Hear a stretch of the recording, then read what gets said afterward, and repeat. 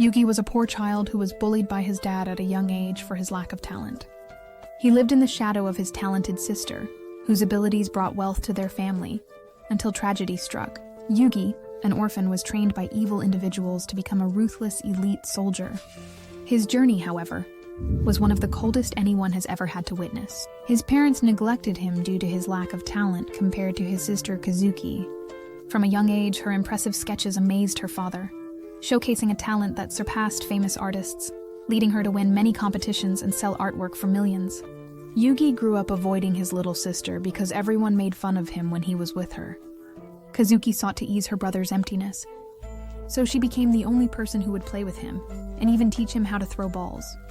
His sister always supported him, spending time together and encouraging him to pursue his dreams, recognizing his extraordinary potential. She was his sole source of joy and motivation to emulate her. Even the bad drawings he would create, she would treasure them to boost his confidence. Their father, however, continued mocking Uji's work to the point where Yuuji destroyed his own work from embarrassment. On a random day, Yuuji encountered a strange man in his home who offered him chocolate from an intriguing box. Yuuji's father labeled him an embarrassment, while a mysterious man smirked. Kazuki concealed her talent over the years and even abandoned her art studies in Paris. Instead, she would spend time reading manga with her brother, saying that he should do this to make friends, rather than being lonely his entire life. She doesn't want Yuuji to become the same person as their father, and tells him to start working on making some friends. At the same time, her occasional paintings became the sole income of their family, but their treatment of Yuuji would get worse. His family would go out to eat every night, but only left cold, stale bread for him. The only way he could eat the dry bread was by soaking it with water. Upon seeing this, Kazuki screamed at him to eat any of the food in the fridge, but Yuuji tells her that his parents would be mad at him if he did that. Kazuki's sadness deepens as she apologizes for being unaware of Yuji's mistreatment and confronts her parents about it. Even then, nothing improved. His father would continue to blatantly show his hatred. And his mom began openly neglecting him to avoid his father's wrath.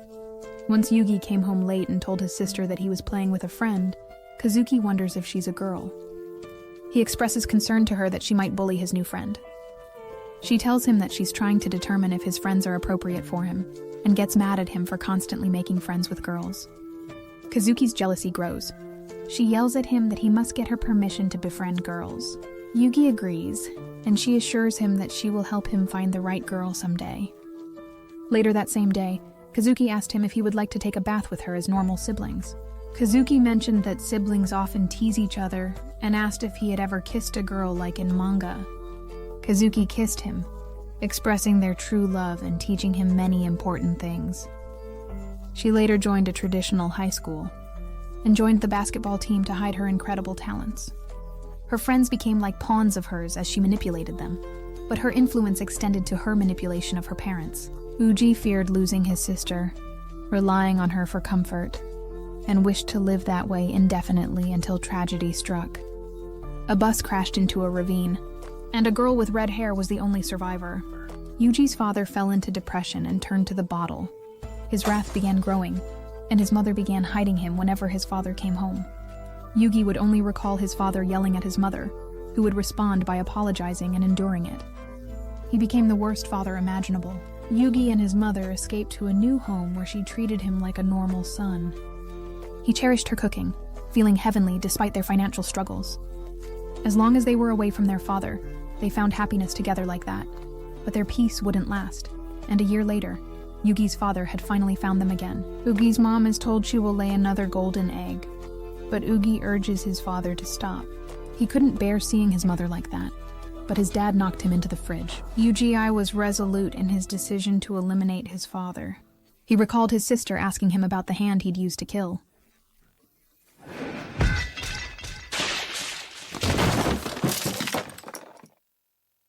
He reassures his mom, who asks about their running distance. She tells him to run first, and that she will join him afterward, giving him her entire life savings. She tells him to run to the train station, and tells him good luck doing it on his own.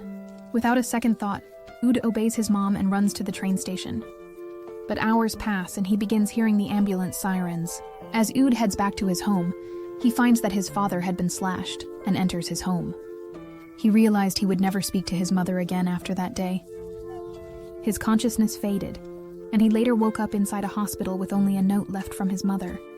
She sought his forgiveness, questioning her mistakes. Rei, an orphan with nowhere to go, became the guardian of a mysterious man who dressed him as his little sister. But Yuuji attempted to ignore his harassing guardian, as he now had walls where he could eat and sleep in.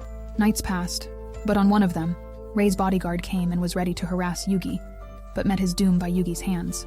Rei entered, surprised by Yugi's ability to defend himself, and congratulated him for doing so. Yuuji asks if Rei is mad. Rei told him that he will make him into a strong tool, and sent him to his military compound to train him. Rei's favorite pupil was becoming the coldest soldier, spending his days training for it. But that only caused the other kids to keep bullying him. Only one person showed him kindness, a girl named Marlene who forgot her past. She saved her food and treated him well, and he thought that she was the only person he could rely on. Rei would go by the name of Oslo on this island, and would even train using real knives with Yugi. He taught him to rely on knives and to kill before he gets killed. Everyone in the world was against him. Including his own family, Oslo brainwashed him into believing that he was his only ally. The day of the final exam came, and his test was to kill the person standing in front of him, but it happened to be none other than Marlene. He charged at her, throwing punches and ultimately knocking her down.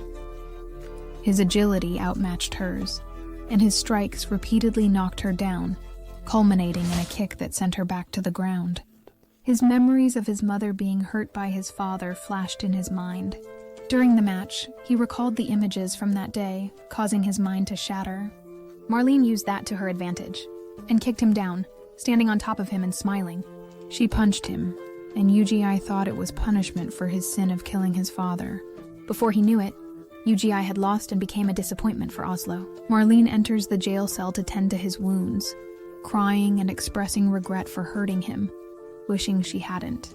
Marlene would continue trying to feed him, and being the only one talking to him until the day of her graduation. She told him goodbye, and that she would see him again, but that was the last time he ever saw and talked to Marlene. The nurse told Yuuji the tragic news after her first job, and he questioned if he could have saved her by being harsh instead of kind. Yuuji began his first assassination mission after graduating, and disguised as a maid into a rich man's room. While he was distracted, Yugi managed to complete his mission. His assassinations continued being successful until one day they broke into Oslo's home. The law enforcement destroyed all of the people standing in their way, and nearly cornered Oslo after destroying all of his security. They discovered an underground passage and a steel door that guarded it. After the explosion, they discovered a white-haired child inside, and Yuuji lost their white hair. Misako sees the boy and realizes she's discovered something intriguing. Oslo was able to escape through the water. Asako decides to take Yugi with her to Japan, but JB decides to follow her along because she needs to supervise the two of them. Inside the hospital, Asako commands him to get out of bed within the next 40 seconds. She hits him in the head and continues threatening him, so JB yells at her to be more gentle with the kid. Yugi has never known kindness, so he wouldn't know how to react. So Asako treats him like garbage and tells him to cut this out. She grabs his face, saying that she's going to be his god from now on. At home, she orders him to change his dirty clothes, but they are both shocked by what they discover. His body bears scars and gunshot wounds, and he hasn't eaten for weeks. Asako tells JB to bring drinks and food for them. Yuuji does not eat at the dinner table. He crushes a fly with his hand instead of ignoring it. As he stares at the fly, his mind freezes and he screams in fear and throws up. Asako comforts him, advising against throwing up in her messy home. He sleeps at night, and Asako realizes that his mind is more broken than she thought. While bathing him, she noticed 2 gunshot wounds and multiple injuries. Asako thinks it may have been easier for him to just unalive, but she vows that she will protect him as his god. The next morning, Asako sits on Yuuji, trying to make him eat, while Yuuji pleads with JB for help. Asako tells him to quit sweet-talking the dumb blonde, because she's so lonely and stupid, she'll listen to anything. You're a victim. JB tells Yuuji to toughen up, but he tells her that she has no idea what Asako's been preparing for him. Inside the kitchen, JB takes one good look at the food, and realizes that she's holding deer plot. She runs faster than Sonic into the bathroom, and spends the rest of the afternoon cooking food for Yuuji. Asako thinks that he will still be stubborn, But when JB sticks her wet blonde rice in his face, he decides to eat it out. Asako gets Yugi his own puppy that will now be his partner, and tells him to take good care of it. Yugi decides to name it Jando, which is the code name for a corpse in the military. Misako looks at him playing with his puppy, and JB thinks that this is the first time she's ever seen him act like an actual kid. A few months pass, and Misako decides to quit her job for the intelligence agency. JB cautions her that quitting could lead to imprisonment or execution, questioning if UGI is causing her changes. Asako reveals that she's become afraid of dying because she has to take care of Yugi, but that she's also beginning to lose vision in her eye and can't be a good sniper anymore. At night, she goes outside and sees Yugi staring at the stars and crying. Yugi reflects on Asako's advice during his run, realizing he must run faster to gain popularity with the elementary school girls. Asako advises him that to attract girls in middle school, he needs more than running. He should also be able to fight like the tough boys. She begins training him to toughen up, guiding him to be strong and defend the right causes rather than using his strength to hurt others. She instructs him on using tools to succeed, so he calls out for his dog to bite her. She teaches him that in high school, girls prefer smart people over fighters, who are only popular in middle school. I wish that were true for me. Asako makes him read all kinds of books, whether it's manga or non-fiction, telling him that she'll buy him everything. After all of his reading, he finds Asako cleaning her gun while smoking. She asks him if he's ever fired one of these before, and takes him to the wilderness the next day. He fires his first shot from 300 meters and completely misses. However, he's determined to get it in the next shot, and Asako promises him a present if he does. He aims and fires, hitting the target. As promised, Asako gives him a case with the number 9029. Her agent number was this. This sniper rifle will be UGI's from now on. However, she tells him that he needs to follow his path without ever giving up. UGI wonders if he can refer to Asako as his master, as she holds no familial roles for him, neither mother, sister, nor father, but solely a master. In winter, Asako collects ammunition for Ugi, and they hunt together. He targets a deer, but Asako advises him to conserve bullets to avoid wasting taxpayer money. However, Yuji falters and is unable to pull the trigger. Asako understands his weakness and empathizes, knowing he has faced more challenges than others. On a random day, UGI wakes up to his dog barking, but finds a bear has broken into their home. Quickly, UGI rushes to his bedroom and takes out his gun, but only comes back to see John being bitten by the bear. He takes aim to save his dog, but his mind blocks him from taking action, and he fails to fire at the bear. As the bear leaves, Uga builds up his courage to go take his dog back. His life of fear will no longer stop him from saving the one he cares about. He is running and preparing to aim. He slips on the snow and fires, clogging his gun. The bear notices and is ready to eat him alive, but UGI uses his knife to slash at the bear. The bear knocks it away in a single hit, and UGI's entire mind flashes with the words to end the bear. He blinds the bear with a stick and retrieves his gun. As the bear's head is pointed down, rustling sounds reveal a couple of cubs approaching his dog, drawn by the food. Udi wonders why his dog, why his family, has become their food. He questions why it couldn't be a different life unrelated to him, screaming in pain as he fires. He later comes back to Asako with his dog's collar, and she asks him what happened. UGI ultimately couldn't kill the bear despite his efforts, realizing it was futile. She hugs him to her chest, telling him that it's okay. As they bury his dog's collar at sunset, UGI wishes he could possess Asako's strength to die content. Asako tells him that his life isn't just some meaningless excuse until he dies, and that she knows he can't kill anything unless she gives him a direct order. However, she reminds him that his food and shelter are all given by the taxpayers, so he is indebted to making sure he can protect them. Asako explains that in the past, he had to kill 10 enemies before dying, but now he needs to save 10 people instead. She tells him that it doesn't matter if he's too weak to pull the trigger for his own sake, but that he should never hesitate when pulling it to save another's life. A few years pass, and Asako reveals to JB that UGI has completed plot development. JB wonders what kind of story she's referring to, and Asako tells her that she was the story. She tells her that UGI was able to experience the rising action when he removed her plot armor and climax all over her face, before his plot experienced the falling action. Baby yells at her for doing something that she should have never done, but Asako tells her that's why her plot will never be developed. After all, there are man and woman who have been living together for 2 years. Yuuji recalls a moment in the shower with Asako where she asked about his birthday. Yuuji told her that today was his birthday, so she asked him what he would want for his birthday. Yuuji tells her he wants a nicer guardian. Oh. She bites him. He blushes. So she tells him that she'll give him the best present of all. He asks her what it is, and she says she will be the present. Can you clarify that? That was how his first time went, and JB goes on to ask if they've only done it once. Asako goes on to say that they've completed plot development every single day since. Yuuji comes back with the ramen, and JB pretends like they weren't talking about anything because she's afraid Yuuji heard them. Asako tells her that this is why she's never experienced a climax. She encourages her to try him out since she's trained him well, and suggests having a few drinks first. Asako assigns Yuuji a special mission after some drinks. Now that JB is completely wasted, she wants Yuuji to give her a good time. He drags her into the bedroom and holds her tight.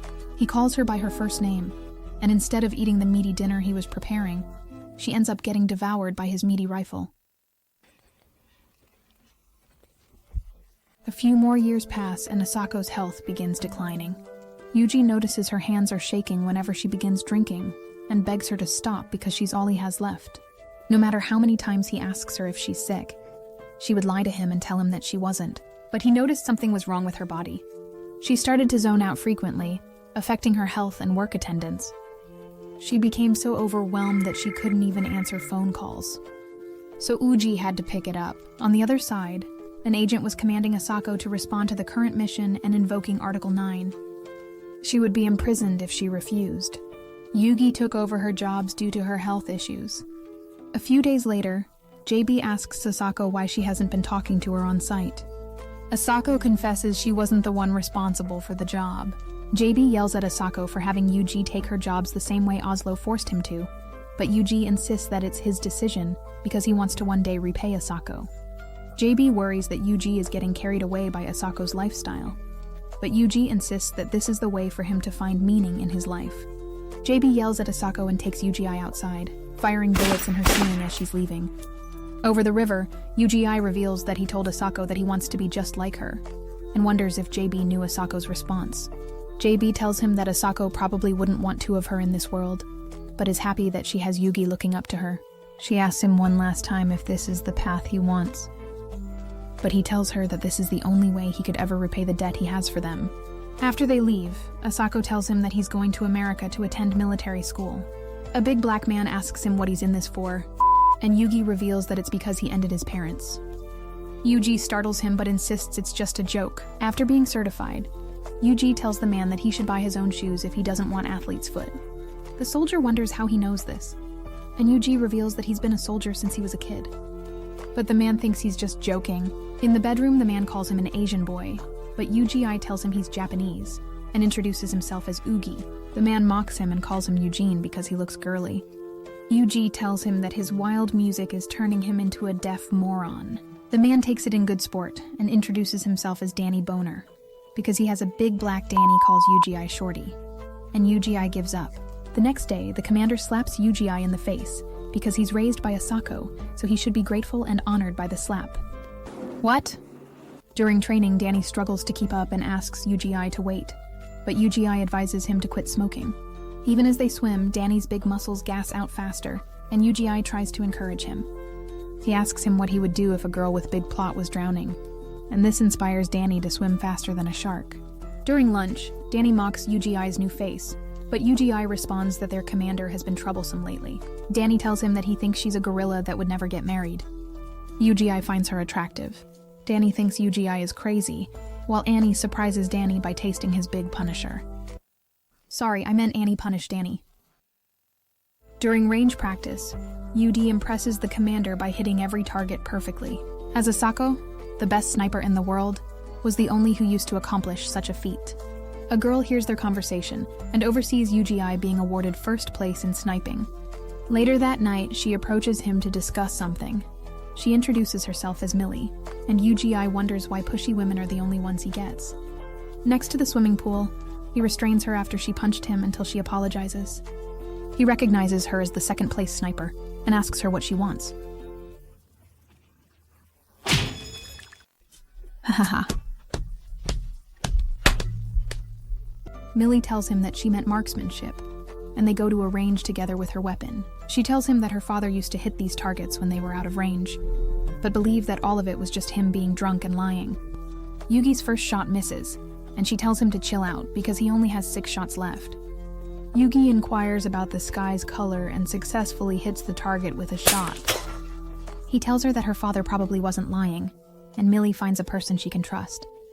His training concluded, and he was then sent abroad for his final exam. On the ship, Danny asks Yuuji about his purchases. Yuuji reveals he only bought a lady's watch instead of a car. Danny jokes about his watch and Yuuji's influence, claiming Yuuji gives Millie the short hour hand, while he could offer her the long minute hand. Emotional damage. Millie kicks him for his vulgar language.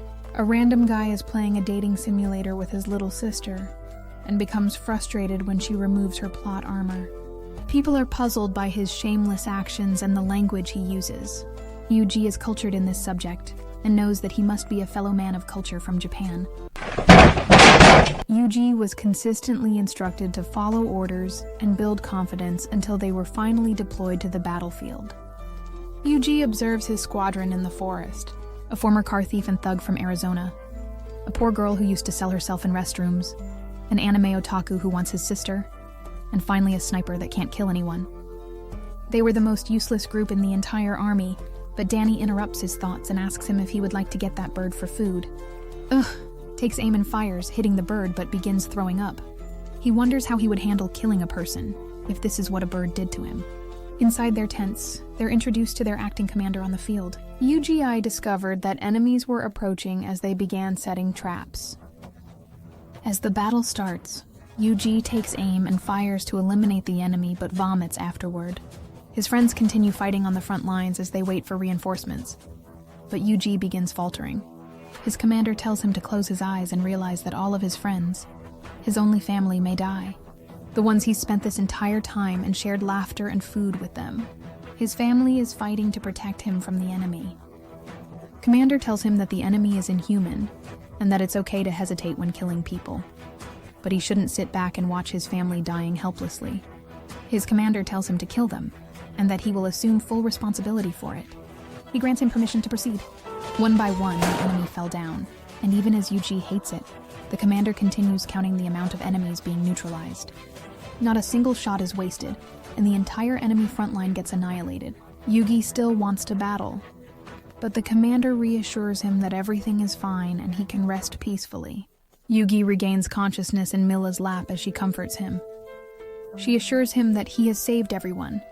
They'll support each other always, and she won't let him die. Over time on the battlefield, his resolve strengthened, remaining unaffected by the ongoing battles and explosions around him. Danny starts to lose focus on the true meaning of the war and victory, but their deployment comes to an end, and Yuuji survives that terrible background along with all of his friends. As he leaves back to his homeland, Danny comes up to Millie and asks if she'll be fine with her boyfriend's leaving her. She tells him that they said their goodbyes yesterday and destroyed their relationship. So Danny swoops in and asks her if he can make her feel better by destroying her pussy with his 10-incher. Stop it! Get some help. Millie gazes out the window where Yuuji stood, praying that he finds happiness and blessings in his life and endeavors. In the gathering twilight, Yuuji boards a plane home. On a windy day, he returned to his familiar mountain, finding the paths just as he remembered. His homecoming was Asako, and she thinks that he looks more mature now. After great plot development, Yuuji tells Asako that seeing her face was the first time he's ever been glad that he's alive. Yuuji confides that he feels lost about his life direction, but that he wants to give every bit of it to her. After that, he finished his final training after the Vancouver International Airport, and that was the last time he'd ever seen Danny's friendly, smiling face. As everyone cried, Yuuji wondered when Danny's joke was going to end. A few months passed, and during one of Yugi's missions in Spain, JB called him to come home immediately because Asako collapsed. The only information he'd received is that it was a chronic condition from being shot many times in her life. Doctors tried to treat her, but her body had become extremely fragile from all the substances she was forced to take during her deployment. JB informed Yuuji that Sako has been frequently drifting in and out of consciousness, and that she's been dozing off longer. Yuuji sees Sako apologizing for taking so long to get home. She holds his hand and Yuuji asks her if she is dying. She affirms that she is. She apologizes for always lying to him that she would stay alive with him. He cries, expressing that he hasn't learned everything from her. But she tells him to stop and be more of a man as she taught. She tells Yuuji that she's finally understood what her life means now that she's about to die. It was her resolve that allowed her to save him and spend her life with him.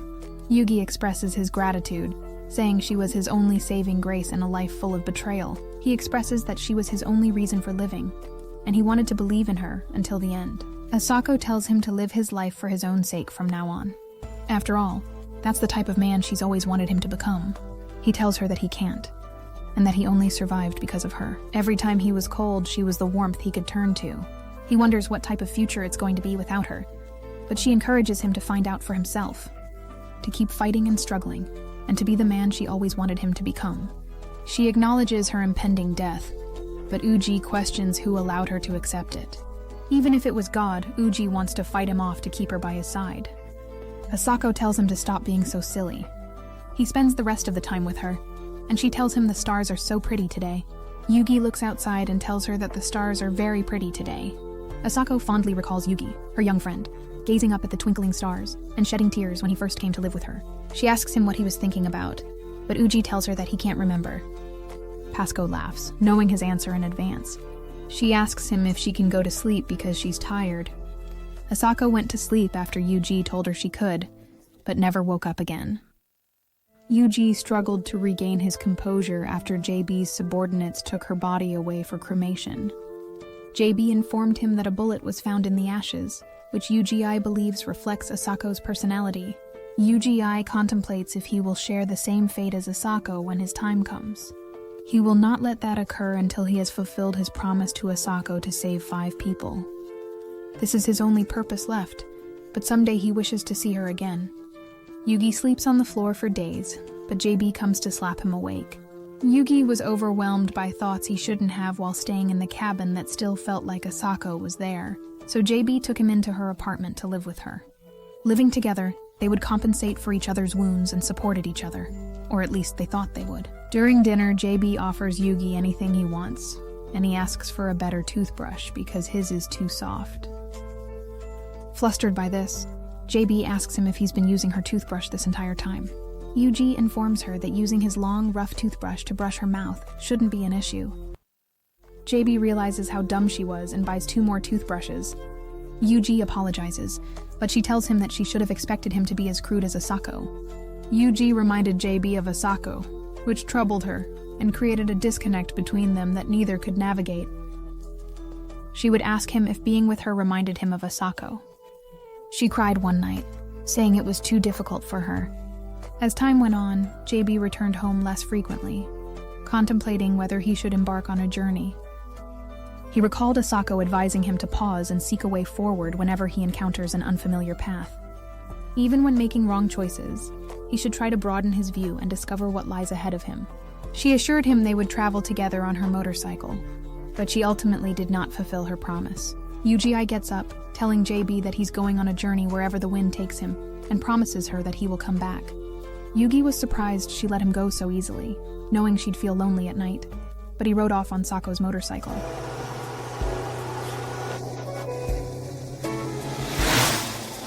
Days pass, and he meets with people from all walks of life while camping. He continues going through the rain and even messages Julia that he loves her. His bike breaks down on the road, and he must tow it. A man comes up to him and asks him if he would want to ride to somewhere safe. But Yuuji says that he's just an idiot running around with no place to go. The man laughs, thinking it must be truly nice to be young again, which changes something within Yuuji. At nights, he wonders if being young is what he's missing. Emails JB to say he's going home. He opens a drink to give to Asako's grave, and apologizes that he came back without understanding anything. Yuuji apologizes for breaking her bike, but he hears Asako asking him if he had fun. He enjoyed his journey but is uncertain about what to do next. He feels like this journey has taught him what he's missing, and thinks that he might need to just have another take at being young and going to a school. It was at that moment that Yuuji stopped telling JB his life story, and received an instruction from the military commanders to complete a mission under Article 9. They emphasized that failure is unacceptable, and turning down this mission equates to treason. Yuuji gets in prone position, aiming directly at his target. He hears the music box that also used to play for him, and the words that convinced him to become the man he is today. Yuuji has confirmed the target in his scope. However, he begins realizing that this is the worst-case scenario. He's gone. He's gone.